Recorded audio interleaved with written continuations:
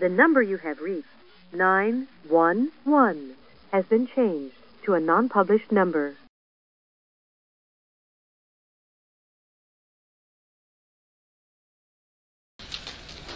Present is Detective Peter White with the Arizona Department of Public Safety Special Investigation Unit, badge number 4932.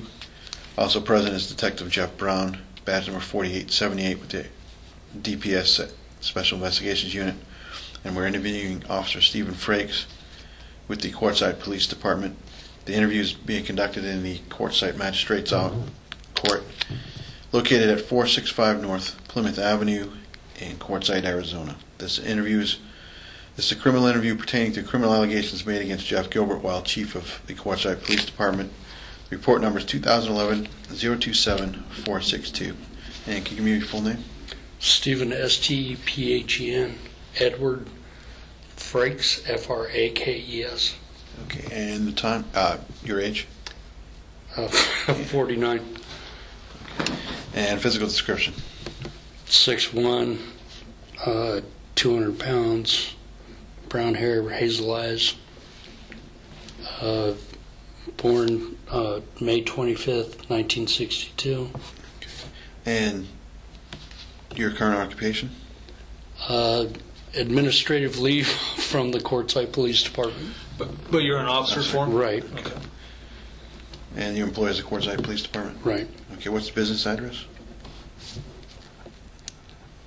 305 North Plymouth. Thank you. Okay. And a business phone? It's 927-4644. And how long have you been employed? Approximately 6 years with Quartzsite, 16 and a half years with La Paz County Sheriff's Office, and then 2.5 years prior to that with the Yavapai County Sheriff's Office. Okay, and your current rank? Officer now. When the start of all of this, I was demoted from sergeant down to patrolman. When were you demoted? Oh, shoot, that was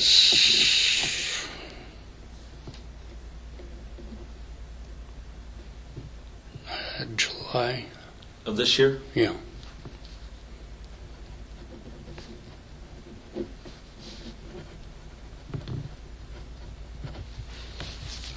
Were you given a reason why you were being demoted? They took me off of the task force. Okay, and basically they were putting Will on task force, and there wasn't any openings because he had created the sergeant's position for Fabi Garcia and Schultz? Jim Schultz. Thank you. Tired.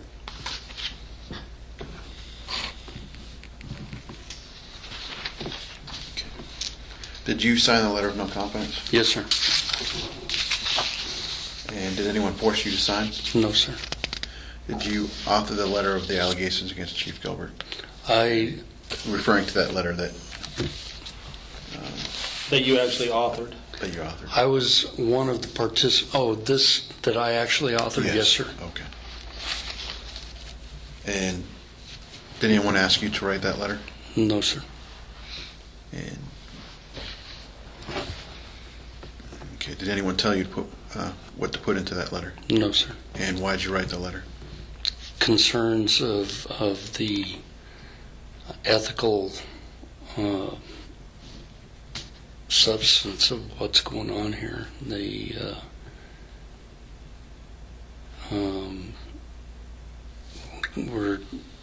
It's just a compilation of things that I've seen and dealt with. There's more than what's in that letter. Okay. And did you sign that letter? Yes, sir. Okay. Why don't you have confidence in the chief? I've worked under administrations that were good administrations and knew what they were doing. They were worked up through the ranks and in fact, Ed Jacola is the reason I switched from the sheriff's office over to the Quartzsite Police Department, because Ed was a fantastic chief. He worked up through the ranks. He hated politics, and he stood behind his men. And he made sure that everybody was getting trained all the time. During that time, it was funny. Dan Fields was the town manager, and he would say, "Ed, let me buy you new stuff for your office and this and that." And Ed would say, "No, if you're going to buy stuff, let's get equipment for my guys." And then Dan, "Oh, let me buy you a new vehicle." And Ed said, "No, if you're going to buy a vehicle, let's put it on the road for my guys." And Dan would go, "Well, what if you have to go down to Phoenix for something and this and that?" And he goes, "I'll take one of the cars off the fleet." And he goes, "And if one's not available, I'll take my personal car." He was a cop. He was, he was for the guys, and he was for us doing the job, and he stayed out of the politics, and he was extremely honest. And anyway, it's sad. It's kind of a flip-flop. So Ed was the chief prior to Chief Gilbert coming in? Right. Okay. And that's the reason. Was he with La Paz County? Was Ed? No, he had worked over in California, retired as an officer from agency over in California, mm-hmm. and then he became chief over in, I believe it was Wichita, Kansas.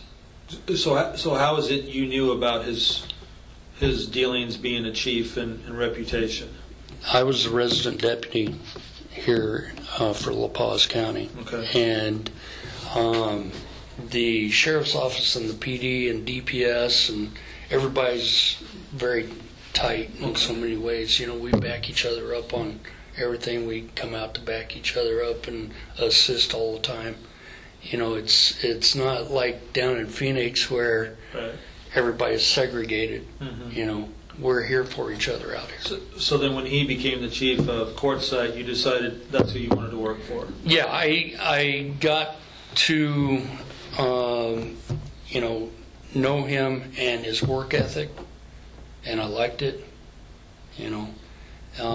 because the sheriff that we had at the time was very political, and I'll be honest with you, and when I had my shooting out at 43, milepost 43, he was so supportive of the investigation. You're talking about Ed? Yeah. Okay. He wanted to make sure everything was done properly,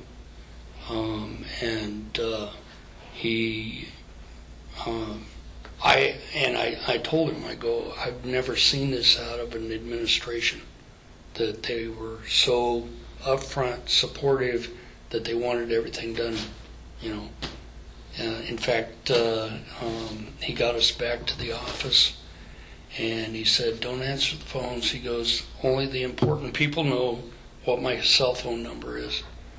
And he pissed off the media big time, and it went from shooting at milepost 43 on 10 on the news to, "We don't know why the interstate shut down for the last 12 hours."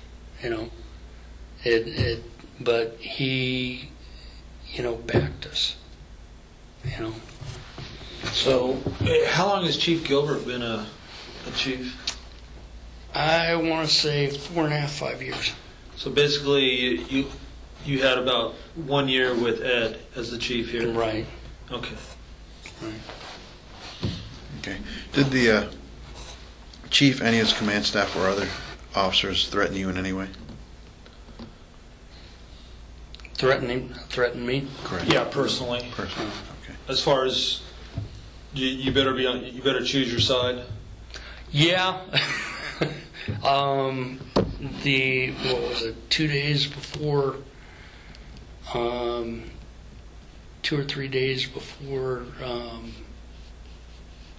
I was put on administrative leave, Ruben Villafana and I came into the office, and he, I don't know how much you're aware of what's going on, but the chief and his entourage group, they're wearing blue, okay? The people supporting us are wearing red, okay?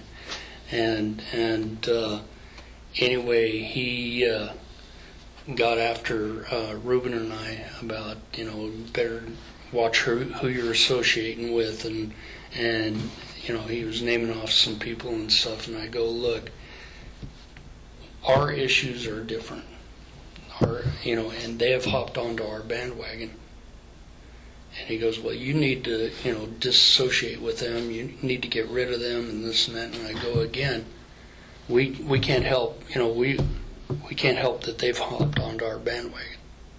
And he kept on and on and on about that. And I go, well, it works both ways. I go, you got your people wearing blue and everything, and I go, we're getting tired since this complaint has come in, or concern has come in.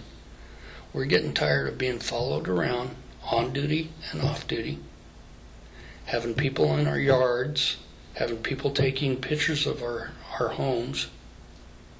And he goes, and it was funny, he was sitting in a chair like this, and he goes, well, like who? And I go, your wife, Sandy Gilbert, for one.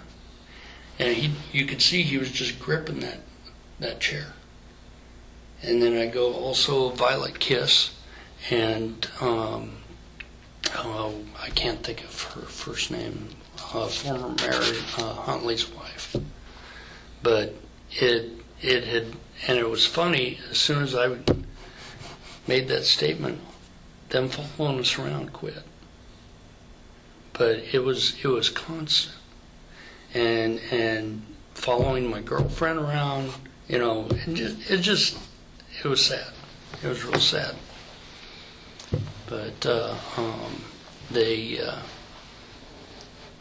like I said, it's just.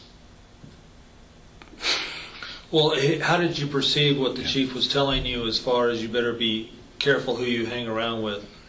That I was going to get in trouble, or we were going to get in trouble. So in your mind, he just threatened you, right? He and I told him, I go, as far as them hopping on to our bandwagon, it's a free world. That we can't tell them, no, you can't do this.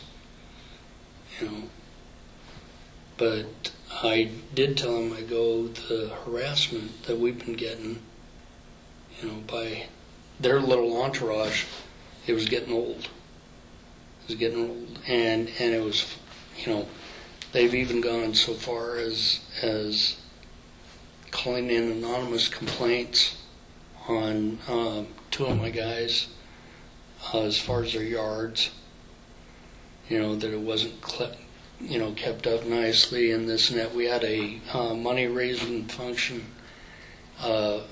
Dispatch told us that there was an anonymous call that we had little kids drinking alcohol there. It was a car wash. And it's shit like that all the time. Yeah, and when you refer to your guys, you're referring to officers you work with? Yes, sir. Okay. Are you aware of any threats made toward any employee of the police department from others within the department? That's a funny thing. During that same conversation with Chief Gilbert, that day, all of a sudden he starts telling us, and that was on a Thursday. I can look up the actual date. That was on a Thursday. And he said that they'd been getting all these threats towards officers and Chief Gilbert and the council and this and that. And I go, when did this come in? And he goes, Sunday. I go, why are we waiting this long if it's so bad? Why are we waiting till Thursday? And he goes, well, I want to talk to each one of you individually. I go, you could have called a department meeting and let everybody know. I go, because it's our butts too. It's our safety too. And So these threats allegedly are coming in from the public towards the officers? all we've been told is emails. That's all we've been told. Okay.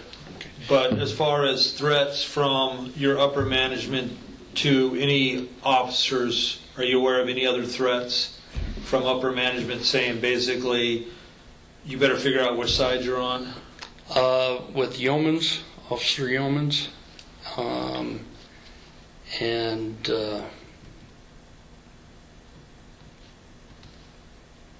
I know specifically yeomans. Okay. What were the nature of those threats? The day that they had their attorney come in to investigate this. The chief's attorney? Yeah. The town attorney or whatever, you know. Like you said, you know, the interviews were going over. And I had my interview. Yeomans I knew was waiting out there for his turn. And I had Joe Escorza was with me. He's a union rep. And we came out, and Yeomans was, you know, combination fearful and anger. And he was shaking. And he came up to me, he goes, I just got threatened with my job. And I go, how's that? And he had written down everything while he's waiting. And basically, he said that Javier Frosto came up and told him that this was all bullshit, and that if anybody that came in and made the chief look bad, we were going to get fired.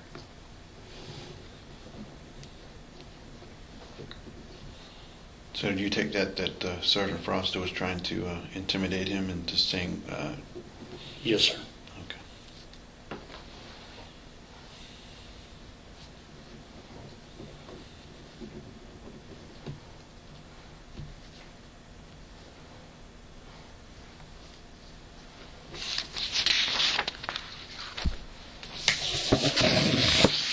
What criminal allegations do you have regarding the chief?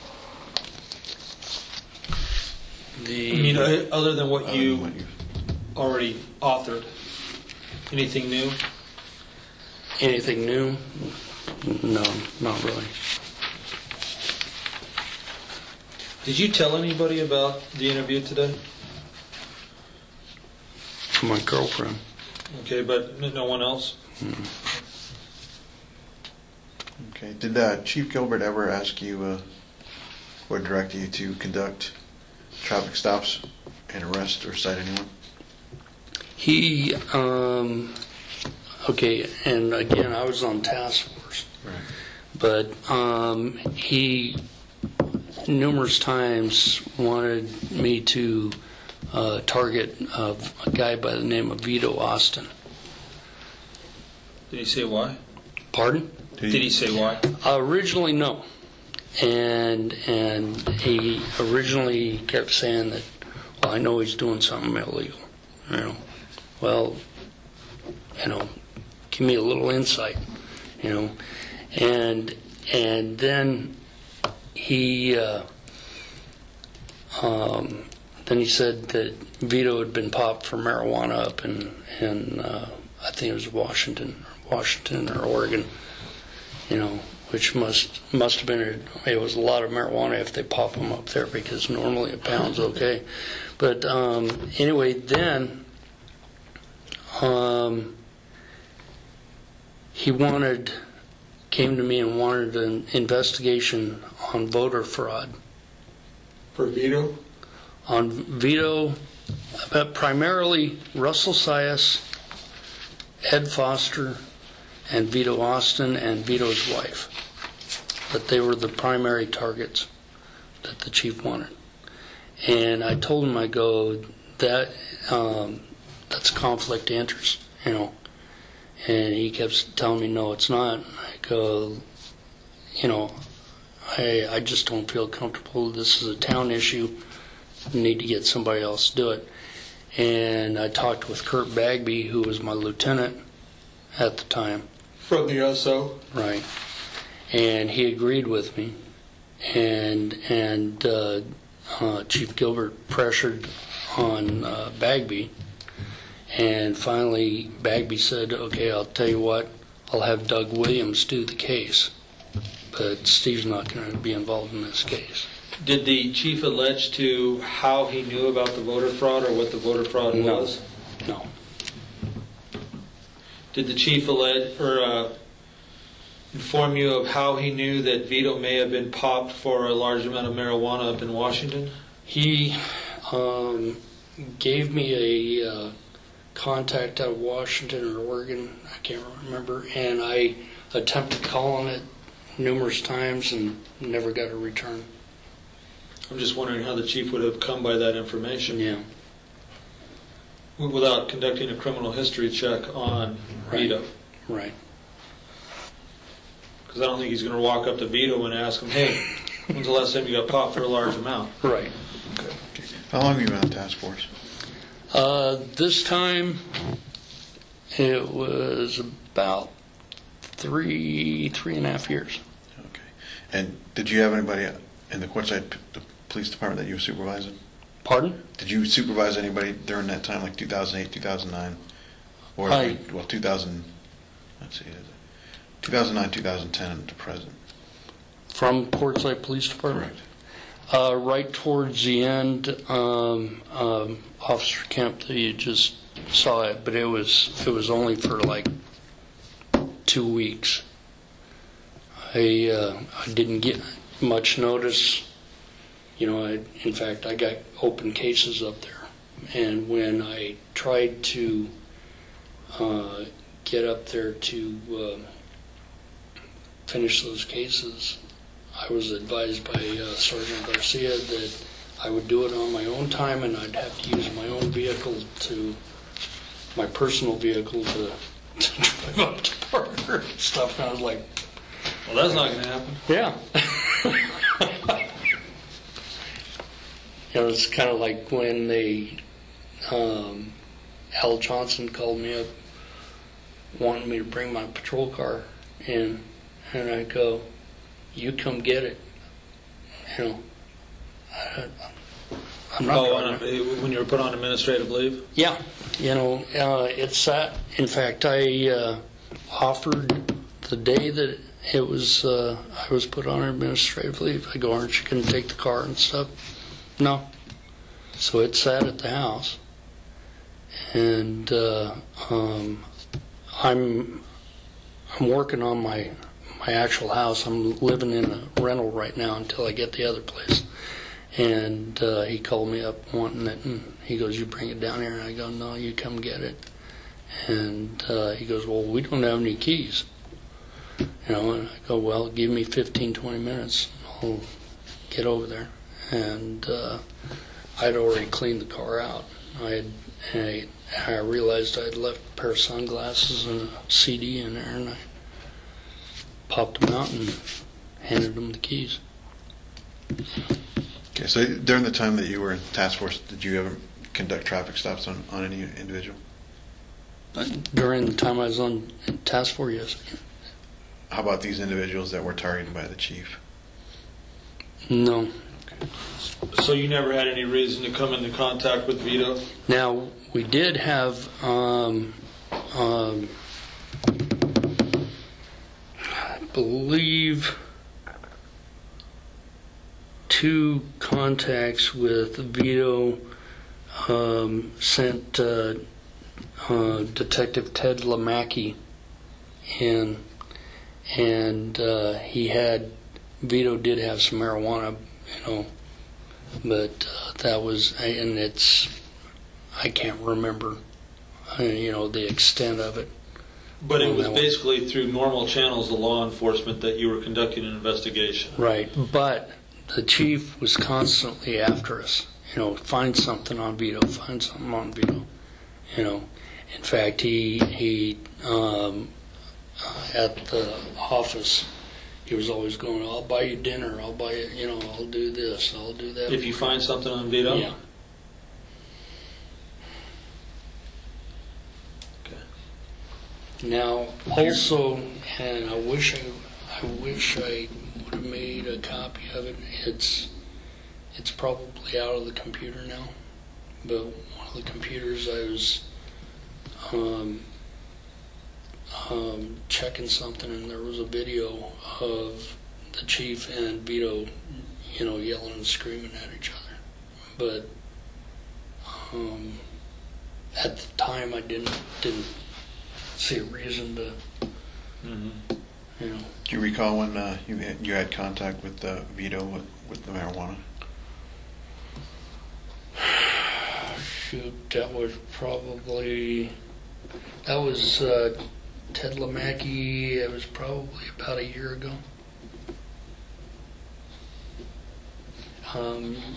Get a hold of Ted. Okay, so he's the one who actually had contact with them? Right. Okay, so you...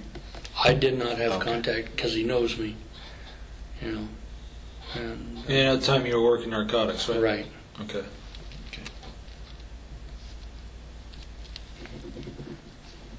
Okay, and that time that you came back and you were supervising, did the chief ever come and direct you to tell the officers under your Officer Kemp to pull anybody over or target anybody?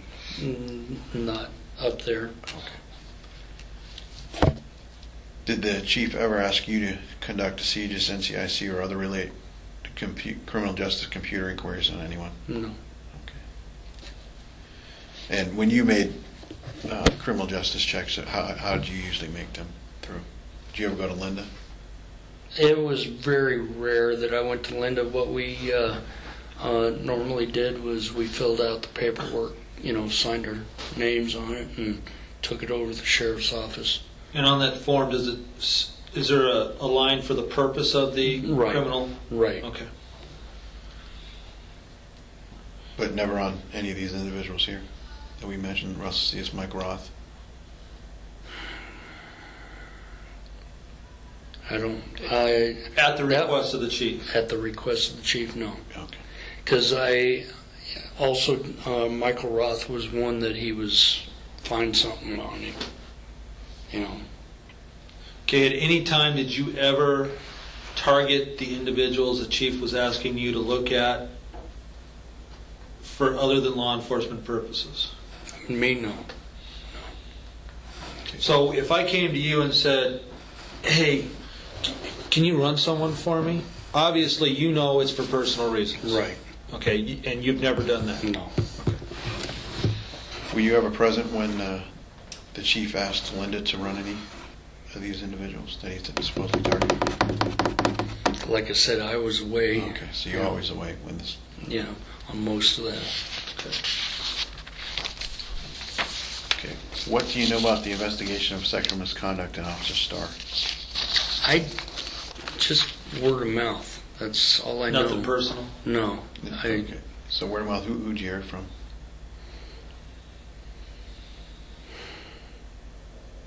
I think it was it was either Villafana or Dominguez, but I think it was Villafana. And what did he tell you?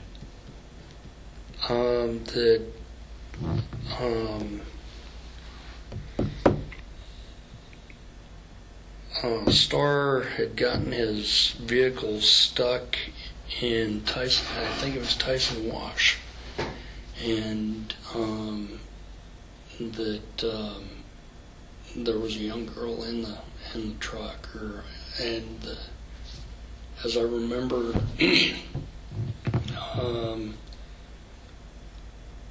at one point the girl was hiding under shit in the cab of the truck or something like that. But, you know. So basically, any information on this is pretty limited? To me, from your point? Right. Do you know if your department ever conducted an investigation into the allegation of sexual misconduct with a minor involved in Star? I don't know. Okay. I don't know. You know, and this is one of the things the chief, it's like when Kevin Norris committed suicide. I begged him to have either DPS or the sheriff's office, somebody else, do the investigation. And he said, no. Well, and then afterwards, I get investigated, Shelley gets investigated, Jason Perkins gets investigated, you know, by DPS, you know. What was the purpose of the investigation? Well, I never saw the suicide notes, okay? From what I was told, Sergeant Frosto took the suicide notes directly to the chief. You know? Okay.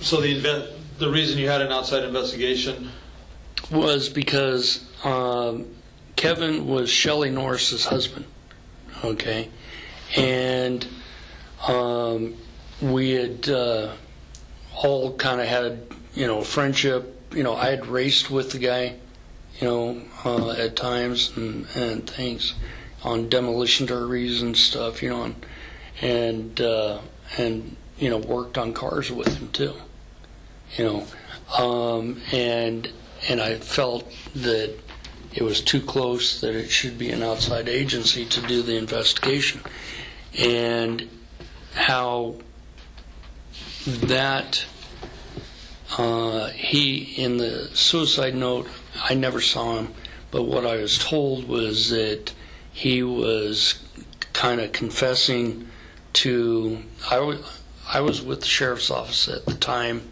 of this stop. Jason Perkinson had stopped a vehicle at Q-Check, the Shell station here in town.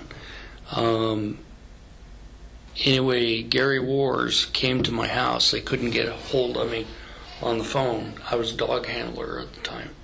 And he said, "You mind running the dog?" And I said, "Yeah, sure." So I loaded up my dog, brought him down there. The dog alerted, and on the center console and also the rear quarter panels, there was some marijuana flake on the center console, and Jason's like, "Oh shit, you know, that's all he's alerting on." I go, "Hold on for a minute." And I got my screw gun, popped the center console, and it was full of cash. Okay, I helped him take the suspects in custody, and then I drove the car back over to the Quartzsite Police Department so they could finish. And I told him, he also alerted on the rear quarter panels, and I left. I went home.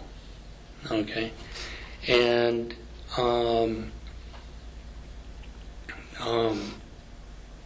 then in the suicide notes, he stated that he had found more cash in that vehicle. in the quarter panels? Yeah. Okay. And my involvement in the investigation was because of the initial, and that I drove the car over to the, but apparently the suicide note said that he took the money in the back. He took the money. You know. Okay.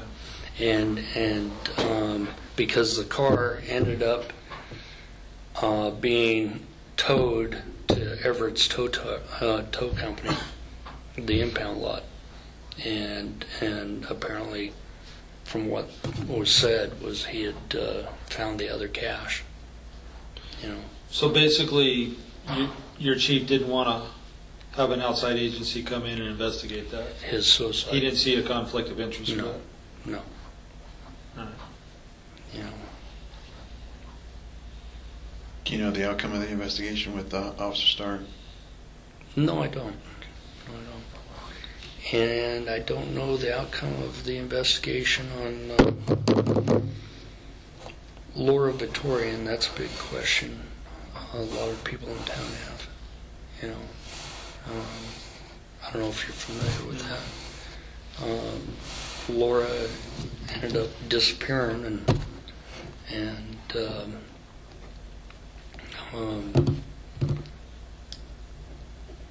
we looked and looked and looked for days, and flew over the area, and anyway, to the east of town, her vehicle was found, and her body was found.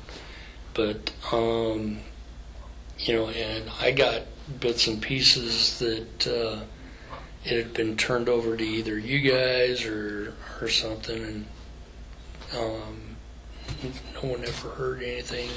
I don't think it was. How long ago was this?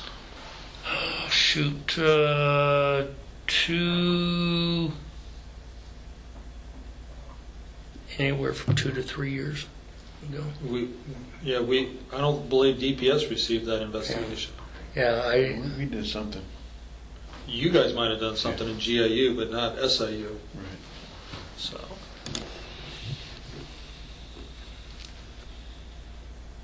Okay. Are there any other issues you wish to address which weren't previously discussed in this interview?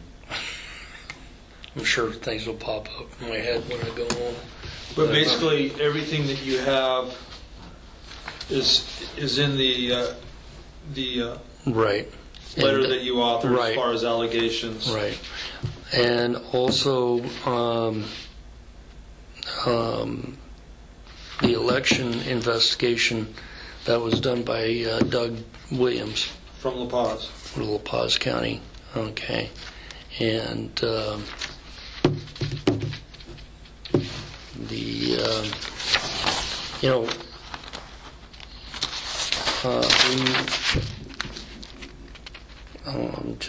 we had a lot of concerns. We swore to uphold these laws, and then we see stuff,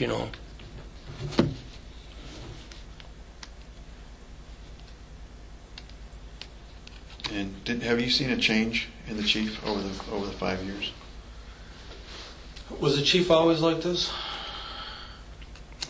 Okay, the last time I worked task force, and this is what I was told. This is what I was told by guys from CRIP PD. See, you and I, we go through our FTO period and through our probationary period and everything. Well, what I was told was he went from his probationary period to lieutenant. Okay. And then from what they told me was they realized there was problems, and rather than dealing with it, they loaned him to the task force as a lieutenant. Basically just put him in the closet type thing. Okay. And this is while he worked for CRIT? Right. And when I worked task force the last time, he would sit in his office and look at the internet on job applications and airplanes.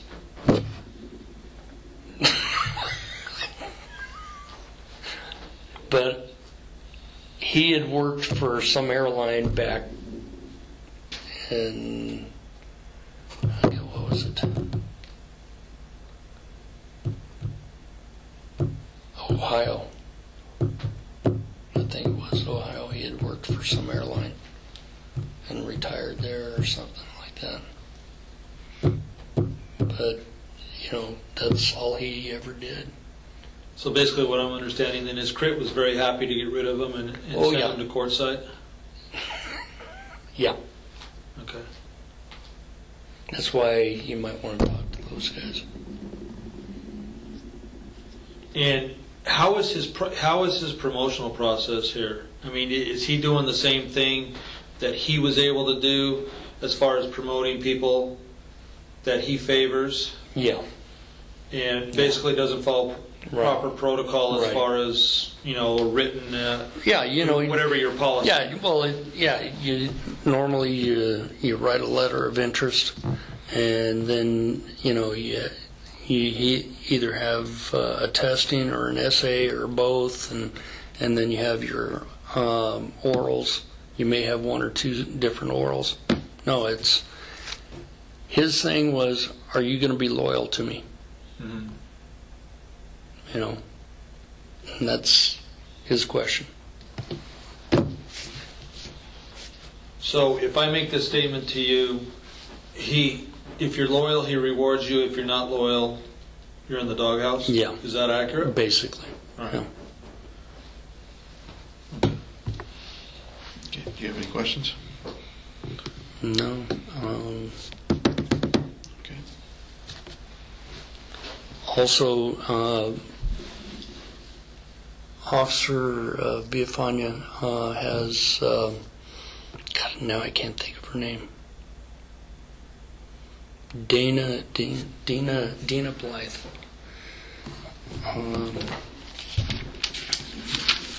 She had warrants, and basically the chief told him not to go arrest her or anything, and Reuben went ahead and arrested her, and really pissed off the chief, from my understanding.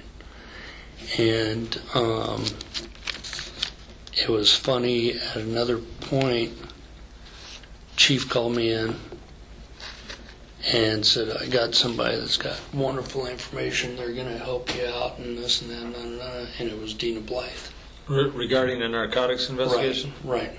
And I go to talk with her, and it was like every other word out of her was a lie, and because I was testing her on things, and there was stuff that I was directly involved in, and she was saying how she had led the case on it, that she was like a DEA operative or something like that, and anyway, I get back to the office, and he goes, well, what did you think? He was all, I go, she's a lying sack of shit. And he's like, he got, and I go, every other word was a lie out of her, and he kind of, she's not that bad, and this and that, and but for some unknown reason, he was trying to protect her all the time. Okay. Unknown reason. Yeah. There's been speculation, but I. Yeah, if it's not documented, and because I think I know where you would go. Okay. If we don't have anything else, I'm going That's to it. go ahead and end the interview. It's 12:40 hours. Okay.